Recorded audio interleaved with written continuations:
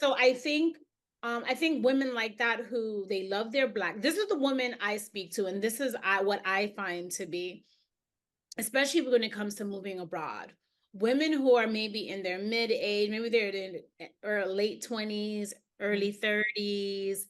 They are really proud of like their blackness, but maybe there's like this toss up of like, yeah, I love my blackness, but yes, I also want to integrate and I also want to have friends who are from other places. Yes, I love black men. I'm only speaking for heterosexual women. Yes, I love black women, excuse me, black men, and I want to date. And let's say I'm also open to being Yeah. um outside of my race.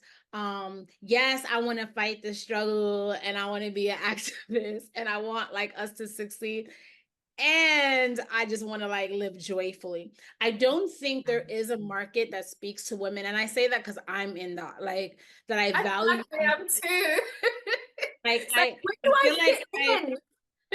I think I think that as when especially when it comes to moving abroad, I don't think that there's enough people talking to us or the people who really value living full lives. I Mhm. think that when the black story, especially, and I've said this to you the last time we spoke, like especially when it comes to moving abroad, I only can speak from the American context. It's always from this only, escapism. I hate America.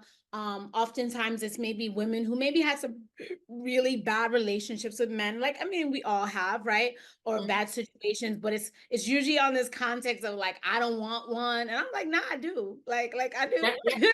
that's true. um Well, um, relate, sis. I want one. yes. So I find it's like there's not enough people talking to like us, Mhm. like these, I think of like the The Tracy Ellis Ross, in-betweeners. the in-betweeners. I mean, like if there was a name, right? The in-betweeners, like we celebrate who we are. We're unapologetic about it. We're But not we're trying also to be, open. yes, we're open.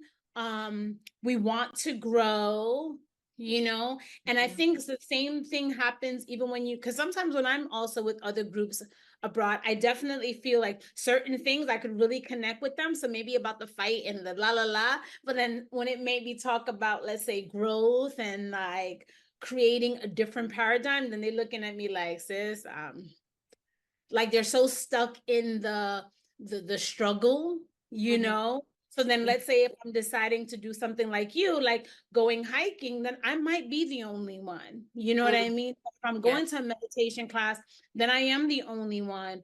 Or if I am taking an NLP, I am the only one. And so that's the hardest part, is like the and is like I posted a thing on Threads the other day. Like I want to be the champion of the and conversation. Like, why is it that we always have to isolate both? Like, why can't I be a proud Black woman who wants to heal, who wants to create a new paradigm, who wants Mhm. to go abroad from the choice of joy and Yeah. love and Yeah. Yeah. healing, you Yeah. know?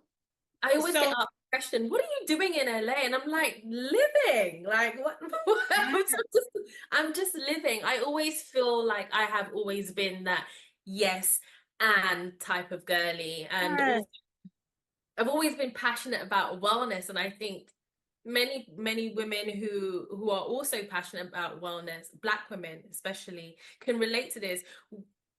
Oh yes, there are issues with representation in wellness spaces, but oftentimes we are the only ones, there's not a lot of us in those spaces. And it's not just because there isn't representation, it's because there aren't many people who are open to being in those spaces, to learning about the topics that we're talking about today. And that's one of the reasons why I even invented this platform, because I want to share with everyone that it's for all of us and it's gonna elevate us, it's gonna benefit us.